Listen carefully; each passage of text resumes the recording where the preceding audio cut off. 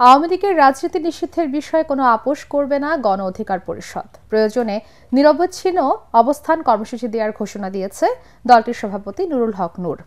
বিকেলে রাজধানীর বিজয়নগরে দলের কেন্দ্রীয় কার্যালয়ের সামনে আয়োজিত গণহত্যার বিচার এবং গণহত্যাকারীদের রাজনীতি নিষিদ্ধে বিক্ষোভ ও গণমিছিলে তিনি কথা বলেন। এ সময় তিনি আরও বলেন, বর্তমান অন্তর্বর্তীকালীন সরকার জনগণের আকাঙ্ক্ষা পূরণে ব্যর্থ হয়েছে, তাই গণ অভ্যুত্থানের অংশীজনদের নিয়ে নতুন উপদেষ্টা পরিষদ গঠনের দাবি জানান নূর।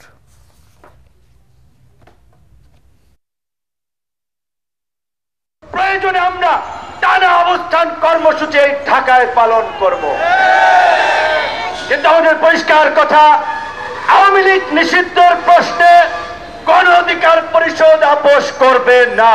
একটা সিন্ডিকেটের সরকার গঠিত হয়ে জন আকাঙ্ক্ষা পূরণে তারা ব্যর্থতার পরিচয় দিচ্ছে। কার্যকর রাষ্ট্র সংস্কারের জন্য গণ অভ্যুত্থানের প্রকৃত অংশীদারদেরকে নিয়ে উপদেষ্টা পরিষদ পুনর্গঠন করা প্রয়োজন।